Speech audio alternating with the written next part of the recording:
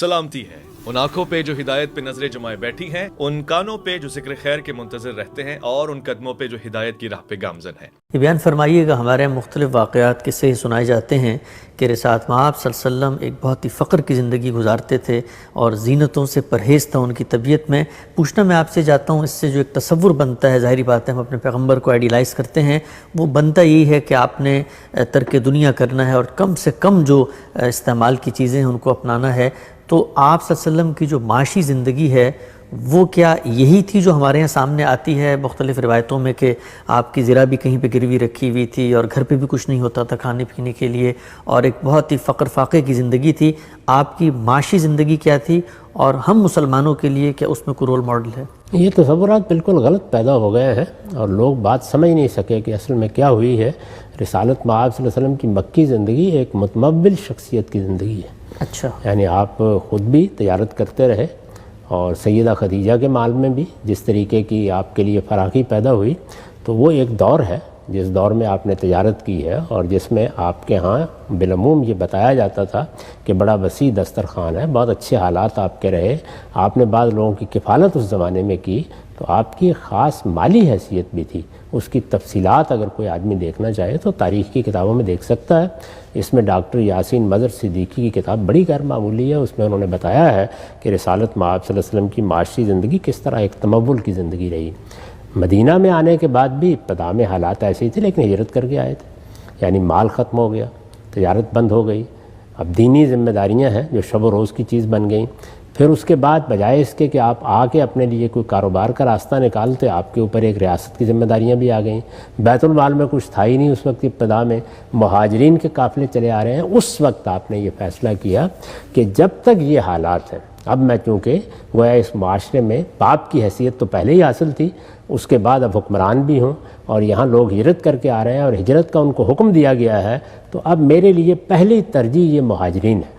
چنانچہ آپ نے خود اپنے لیے اختیاری طور پر یہ فیصلہ کیا کہ آپ فقر کی زندگی بسر کریں گے تاکہ ان کی کفالت اور ان کی ذمہ داریوں کو آپ پورا کر سکیں۔ وہ زمانہ ہے جس کے حالات بالعموم لوگ اس طریقے سے بیان کر دیتے ہیں اور اس کی وجہ بیان نہیں کرتے کہ کیا ہوا۔ یہ مہاجرین سارے کے سارے آباد نہیں کیے جا سکے تھے، مواخات کے باوجود کافی بڑی تعداد رہ گئی جن کو صفہ پر آباد کیا ہوا تھا، اور وہ ایک مہاجر کیمپ کی حیثیت رکھتا تھا۔ تو رسالت مآب صلی اللہ علیہ وسلم کے پاس جو کچھ بھی مسلمانوں کے احتیاط آتے تھے، پہلا مرحلہ کیا تھا؟ وہ یہ کہ ان مہاجرین کی ذمہ داریاں پوری کی جائیں۔ اس میں آپ نے بعض اوقات سختی بھی برتی اپنے گھر والوں پر کہ جب تک میں ان کی ذمہ داریاں پوری نہ کر لوں اس وقت تک میں نہیں چاہتا کہ میرے گھر کی تزئین ہو یا کوئی اور اس طرح کی چیز ہو۔ پھر حالات آخری زمانے میں بہتر ہونا شروع ہوئے، جب فتوحات ہو گئیں، اللہ تعالیٰ نے فراخی پیدا کی، پھر وہ فدق کا معاملہ ہوا، اس طرح خیبر کے اموال آنے لگ گئے، تو اللہ کے پیغمبر کے یہاں بھی خوشحالی آئی۔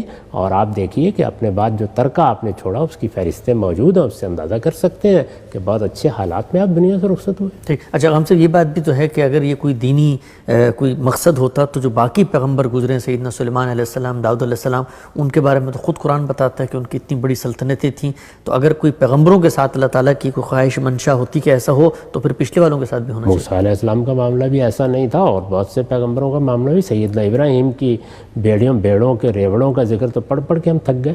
تو اس وجہ سے یہ کوئی قانون اصول نہیں ہے۔ اللہ تعالیٰ نے دنیا میں مال کو خیر کہا ہے، مال آپ حاصل کرتے ہیں، جدوجہد کرتے ہیں۔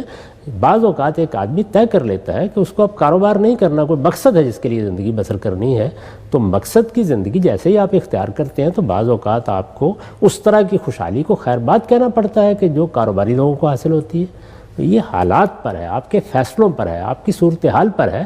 تو رسالت مآب صلی اللہ علیہ وسلم کے معاملے میں بھی یہ ہوا، کوئی سلطنت نہیں تھی کہ جس کا تخت آپ کو دے دیا گیا تھا، ایک نئی دنیا پیدا کی ہے خدا کے آخری پیغمبر نے، اور اس میں ایک بڑا عرصہ 6-7 سال کا عرصہ ایسا گزرا ہے جس میں مہاجر کیمپ کی صورتحال تھی۔ ٹھیک، اچھا ہم سے ہمارے یہاں جو ایک صوفیانہ روایت ہے اس میں کہا جاتا ہے کہ اگر آپ اللہ کے مقرب بندہ بننا چاہتے ہیں تو قلت طعام ہے، منام ہے اور قلت کلام ہے، ان کو آپ اپنائیں گے تو پھر ہی اللہ کا جو قرب ہے وہ آپ کو حاصل ہوگا۔ تو یہاں پر بھی ہم نے دیکھا ہے کہ صوفیہ بھی خوراک ترک کر دیتے ہیں اور بہت ہی کم کھاتے ہیں، بولنا بھی ترک کر دیتے ہیں اور سونا بھی بہت کم ہو جاتا ہے۔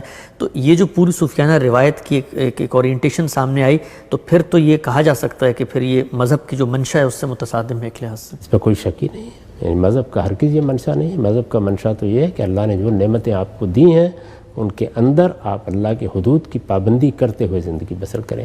میں نے عرض کیا ہے کہ مال کو ہمارے ہاں کوئی بری چیز نہیں سمجھا گیا، انسانی حقوق کے معاملے میں بھی تینوں کا ذکر ہوا ہے۔ آپ یہ دیکھیے کہ حضور نے فرمایا کہ انسان کی جان کو، انسان کے مال کو اور انسان کی آبرو کو حرمت حاصل ہے۔ مال کے لیے جگہ جگہ قرآن مجید نے خیر کی تعبیر اختیار کی ہے، یعنی یہ گویا بھلائی ہے، یہ اللہ کا فضل ہے جسے تم تلاش کرتے ہو۔ اور جب ایسے لوگ پیدا ہوتے ہیں جن کو اللہ یہ صلاحیت دیتا ہے کہ وہ بڑے کارخانے لگائیں، بڑی زمینوں کا بندوبست کریں، بڑے تجارتی قافلے لے جائیں، تو وہ ہزاروں لوگوں کے لیے معاش کے مواقع پیدا کرتے ہیں۔ یہ سب کچھ اللہ کے فضل کی تلاش ہے۔ کتنی جگہ ہیں قرآن مجید میں، سورہ جمعہ میں دیکھیے، جہاں جب آپ کاروبار کے لیے نکلتے ہیں تو یہ کہا ہے کہ تم اللہ کا فضل تلاش کرنے کے لیے نکلے ہو۔ تو یہ اللہ کا فضل ہے، اللہ کی رحمت ہے۔ البتہ ہر آدمی اپنے لیے کوئی مقصد طے کرتا ہے۔ ایک شخص ہے وہ ہنرمند ہے، ایک دوسرا آدمی ہے وہ تجارت کر رہا ہے، ایک تیسرا آدمی ہے کہ اس نے فیصلہ کر لیا کہ وہ بڑے کارخانے لگائے گا، بڑی تحقیقات کرائے گا، بڑی لیبارٹریاں بنائے گا، تو اس کو کام کرنا چاہیے۔ ایک دوسرے آدمی نے یہ خیال کیا کہ نہیں، میں سائنسی تحقیق کروں گا، میں تصنیف تعریف کا کام کروں گا، میں تعلم کے لیے اپنے آپ کو خاص کروں گا، تو وہ پھر اس طرح کی فراخی کی توقع بھی نہ کرے، تو اس کو کسی حد تک اپنے لیے فقر کو اختیار کرنا پڑتا ہے۔ اسی طرح اگر کوئی شخص حکمران ہے تو رسالت میں آپ صلی اللہ علیہ وسلم نے اصل میں حکمران کو کس درجے میں لوگوں کا خیال کرنا چاہیے اس کی بہترین مثال پیش کی ہے۔ یہ صوفیانہ فقر کی نہیں، حکمران کی ذمہ داری کی مثال ہے۔